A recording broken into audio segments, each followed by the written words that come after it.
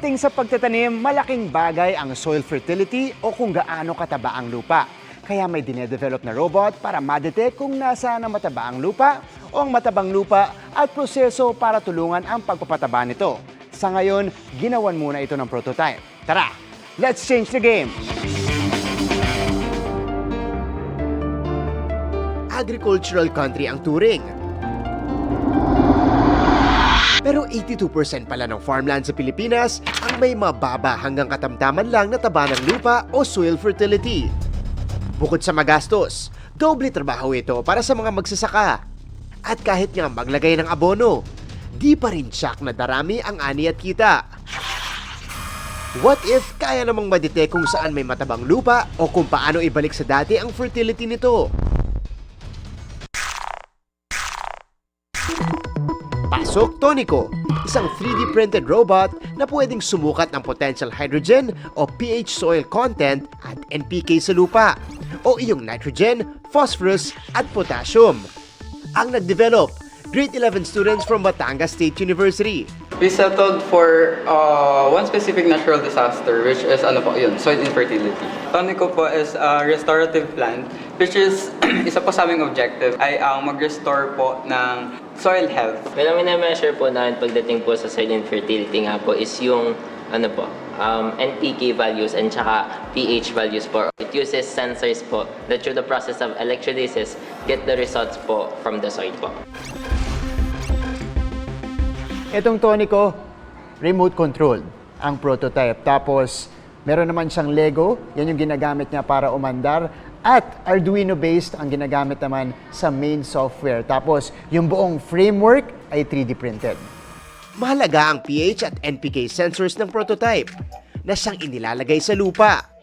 We have conducted mga pre-test po. And from our pre-test po, we have found that how the current sensors are calibrated, they align with the values that you can get from the normal soil. Yung makukuhang data na na-detect nitong sensors, papasok dito sa RS module, yun naman yung i-interpret ng main software. At kapag hindi nasunod yung ideal ratio ng lupa, iilaw yung tatlong LEDs natin na nasa loob. Sa halip na inorganic at synthetic fertilizers, gumagamit ng compost gaya ng mulch na binubuo ng organic na materyales ang Tonico. Pag hindi naman na-meet ang ideal ratio, magde-deploy ng mulch itong prototype. Yung mulch yung ginagamit to improve the fertility of the soil o maitama yung imbalance sa lupa. Mga kapuso, isang imbensyon para magbigay solusyon sa soil infertility. Para sa GMA Integrated News, ako si Martin Javier. Changing the game! Kakapusan sa kita kaya hindi makapagpatingin sa espesyalista ang ilan nating kababayan na may iniindang bukol sa katawan. Ang ilan nga sa kanila mahigit 10 taon ang pinahihirapan ng bukol. Tinugunan ng GMA Kapuso Foundation ang kanilang problema sa ilalim ng ating Operation Bukol Project. Kahirapan ang karaniwang sinasabing dahilan ng iba nating kababayan kaya hindi makapagpatingin sa doktor. Si Adriana, ikinababahala ang nunal sa noo at kanang mata.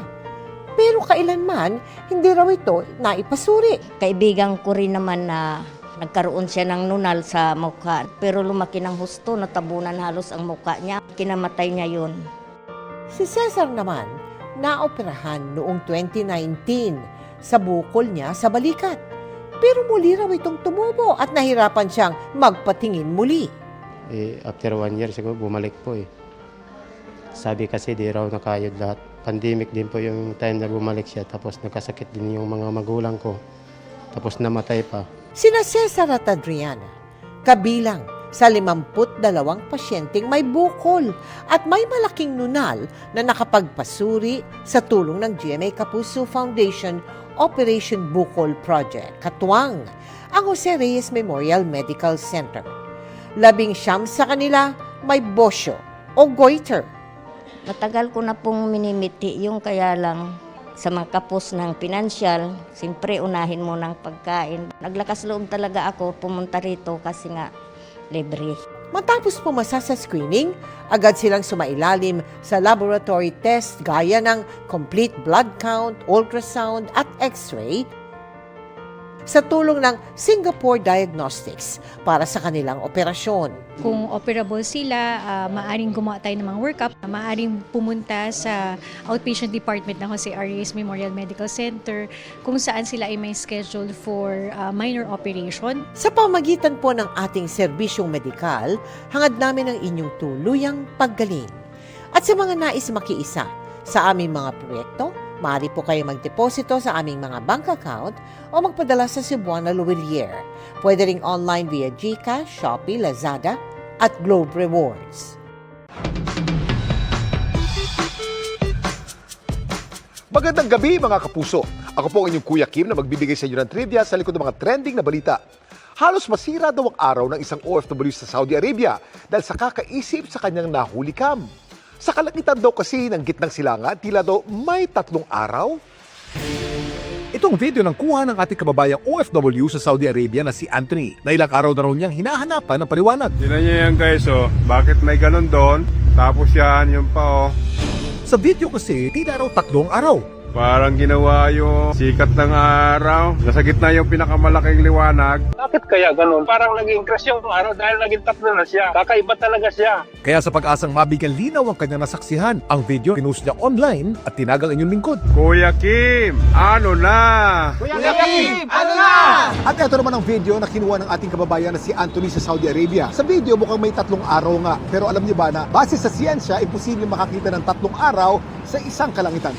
Ang tawag naman sa fenomeno na ito ay parhelion o sandog. Nangyayari ito pag ang ilaw ng araw ay bumabaluktot o nagre-refract dahil sa mga ice crystals sa paligid nito. Para siyang rainbow, nakasuspend sa iyo, magre-reflect sa harapan mo, pero ang pagkakaiba nito is ice crystal. Pero doon sa rainbow kasi kailangan may water droplets. Dito, ice crystal talaga siya. Ang mga sandog ay karaniwang nagpapakita ng mga makukulay na bilog o makukulay na tuldok na matatagpuan sa kanan at kaliwa ng araw. Ayon naman sa mga eksperto, pag nakakita tayo ng ganito sa kalangitan, wala dapat ikabahala o ikatakot ang sinuman. Wala naman sinasabing bad weather indicator. Ang deflection niya nakabase din sa lakas ng hangin at different prism na mag-refract.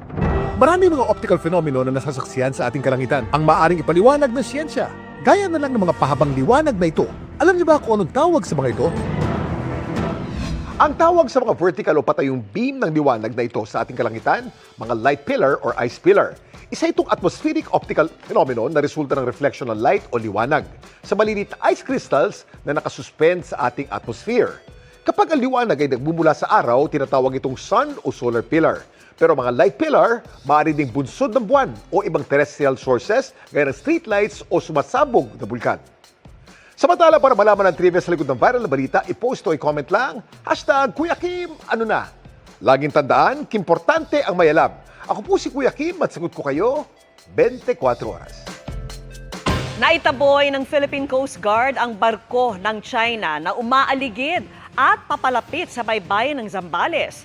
Kinumpirma naman ni National Security Advisor Eduardo Anyo na pinag-uusapan na ang pagsasampa ng bagong kaso laban sa China. At nakatutok si Rafi Tima. Mula sa lapit na 60 kilometers sa dalampasigan ng Zambales sa mga nakaraang araw, naitaboy na raw ng BRP Cabra ng Philippine Coast Guard ang nanghihimasok na barko ng China Coast Guard. Bukod sa pagmamaniobra para harangan ng dayuhang barko, oras-oras din umano ang radio challenge ng BRP Cabra. Patuloy na gagawin natin yan. Hindi natin papayagan na magbago sila ng norm. Ginawa ni National Security Advisor Secretary Eduardo Anyo ang pahayag sa launching ng isang comic book tungkol sa West Philippine Sea. Pinamagatang The Stories of Teacher June, isa itong proyekto ng National Task Force West Philippine Sea at pinangunahan ng Philippine Coast Guard West Philippine Sea Transparency Office. Mas maganda, bata pa lang, naiintindihan na ng mga kababayan natin kung ano ang West Philippine Sea. Para sa ganon, matuto ang lahat na ipaglaban natin ito. Kinumpirma rin ni Anyo na pinag-uusapan na sa National Maritime Council at NTFWPS ang pagsasampa ng panibagong kaso laban sa China. Nasa proseso raw sila ngayon ng pangangalap ng ebidensya. Gusto rin sana natin tumulong din pati yung mga ibang like-minded states, yung kanilang mga experts, scientists nila sa pag-investigate para mas matibay yung kaso. kung itutuloy man natin yung pagkasa. Naging matagumpay ang pagsasampa ng kaso lamang sa 9-line claim ng China noong 2013 matapos katigan ng UN Arbitral Tribunal ang posisyon ng Pilipinas. Pero bagamat nanalo ang Pilipinas sa kaso, lalong tumindi ang panggigipit ng China. Nito lamang umaga, batay sa monitoring ng maritime security expert na si Ray Powell, 2.5 oras na binuntutan ng 4 na Chinese militia ships ang 2 barko ng Bureau of Fisheries and Aquatic Resources o BIFAR na nagpapatrolya noon sa Pag-asa case. Para sa GMA Integrated News, Rafi Tima nakatutok, 24 oras. Hindi umano hinaharangan ni Pangulong Bongbong Marcos ang pag-impeach kay Vice President Sara Duterte. Tugon niya ni Executive Secretary Lucas Bersamin sa pahayag ng Makabayan Bloc na sinasadya umanong harangan ng Pangulo ang impeachment. Dagdag ni Bersamin, wala sa kamay ng Pangulo kundi nasa Kamara ang desisyon para i-impeach si Duterte alinsunod sa konstitusyon. Pawang opinyon lang umano ang mga binitawan ng Pangulo at hindi pagdikta sa Kongreso, lalo't co-equal branch ito ng ehekutibo. Samantala, nagsagawa ng forum ang ilang church group at ilang organisasyon ngayong araw bilang pagsuporta sa magaganap na rally ng iba't ibang sektor sa January 31 sa Liwasang Bonifacio. Panawagan nila, papanagutin at ipapa-impeach ang bise. Pagsulong sa responsableng pagboto at paglaban sa fake news ang binigyang diin sa GMA Masterclass Eleksyon 2025 Dapat Totoo Series sa Mindanao. At nakatutok si Argel Relator ng GMA Regional TV. Ang paglaban sa fake news at kung paano ito mabilis na matutukoy ang kabilang sa mga binigyang halaga ng mga kapuso speaker sa GMA Masterclass Eleksyon 2025 Dapat Totoo Series.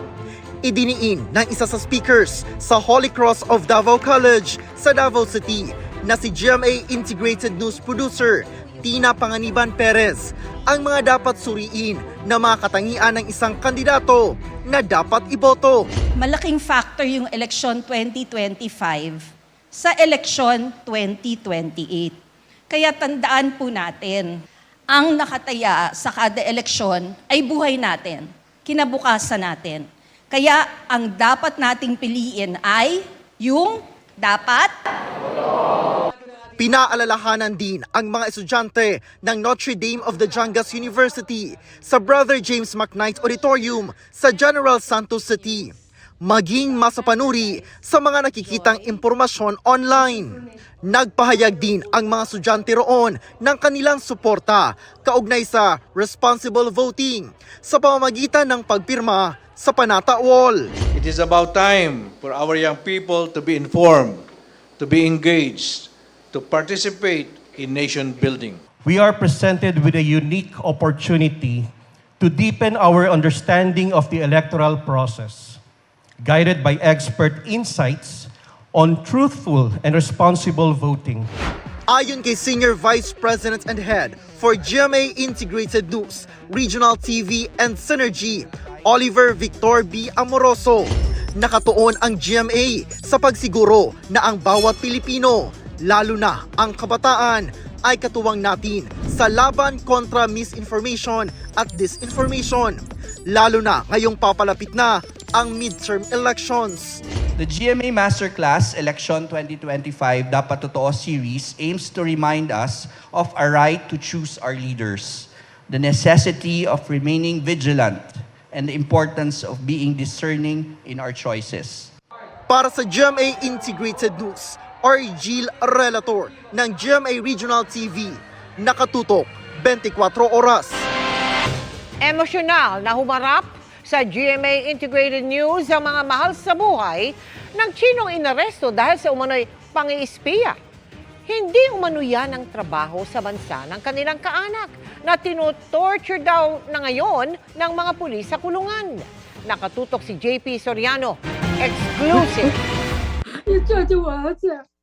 Mula sa Fujian Province, umiyak na humarap sa GMA Integrated News ang ina at kapatid ng Chinese national na si Deng Yuangin na inaresto ng mga otoridad sa Pilipinas dahil umano sa espionage o pang-eespiya, pero itinanggi ito ng kanyang kapatid. My brother has always been an honest and a kind person, and he can never be a spy. Natuntun namin ng pamilya at kaibigan ni Deng sa pamamagitan ng Chinese Embassy sa Pilipinas. Hiniling nilang wag silang pangalanan o ipakita ang muka. Hirap silang mag-Ingles kaya gumamit kami ng interpreter sa ilang punto. Ang trabaho daw ni Deng may kinalaman sa pagka-testing ng bilis ng sasakyan gamit ang computer. This company, they said they need to do a car testing job in Philippines, and they want we help them to do a 30-kilometer like testing in the Philippines. The main job of them is helping them to arrange the route. Ayon sa Department of Justice at Armed Forces of the Philippines, nakumpiska mula kay Deng at ilang kasamang Pilipino ang ilang equipment gaya ng rover at mapping devices na kadalasan daw ginagamit sa espionage activities o pang-eespiya. Ayon sa kaibigan, makatutulong sana daw ang employer ni Deng para bigyang linaw ang trabaho nito, pero hindi pa raw ito nakikipag-ugnayan sa NBI at sa AFP, ang ATTC Automobile Technology Service na nakabase sa China. They keep saying they will provide, but until now they didn't. And we are desperate. We need someone to help.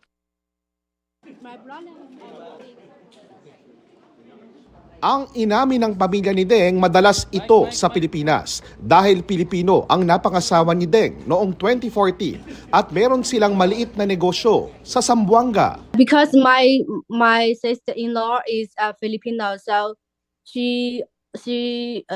so my brother has been a long time between China and between China and the Philippines. My brother and his wife, they are running a pharmacy in Zamboanga. So my brother do his own business there, and the business is formal. It's formal and legal. Ang ikinababahala nila, nakatanggap daw sila ng mensahe mula kay Deng. When he is injured, the police is torturing my friend. So I hope you can talk to maybe the related department. Don't do like that. Because we are so from the Philippines, and we can help my brother. My parents, their body is not very good, and Chinese New Year is coming. We can't. Mama, my mom said, oh, my brother. Nakadeteni ngayon si Deng sa NBI. Hinihingan pa namin ng reaksyon ang NBI at AFP sa mga sinabi ng pamilya ni Deng, pati na rin ang Chinese company na pinagtatrabahuhan nito. Para sa GMA Integrated News, JP Soriano, nakatutok 24 oras. Posibleng mas lumamig ang panahon sa ilang bahagi ng bansa ngayong weekend dahil may panibagong bugso ng amihan ayon po yan sa Pag-asa. Bukod sa inaasahang paglakas ng amihan, may mga lugar din naman na makakaranas ng maalinsangang panahon dahil sa easterlies. At dahil sa pagsasalubong ng malamig na amihan at mainit na easterlies, posibleng bumalik muli ang epekto ng shear line. Base sa datos ng Metro Weather, may tsansa pa rin ng ulan sa Apayao, Cagayan Valley at Palawan bukas. Kalat-kalat naman ang ulan sa Visayas. Sa mga taga Mindanao, maging alerto po dahil posible ang malawakan at matitinding buhos ng ulan. Magtutuloy-tuloy ang ganitong panahon pagsapit ng linggo. Maging handa pa rin sa banta ng baha o landslide. At dito po sa Metro Manila, nananatiling mababa ang tsansa ng ulan ngayong weekend. Pero kung may lakad, magdala pa rin ng payong. Para naman sa mga makikihalabira sa Dinagyang Festival 2025 sa Iloilo City, maaliwalas ang pangkalahatang panahon bukas maliban sa tsansa ng localized thunderstorms sa hapon o sa gabi.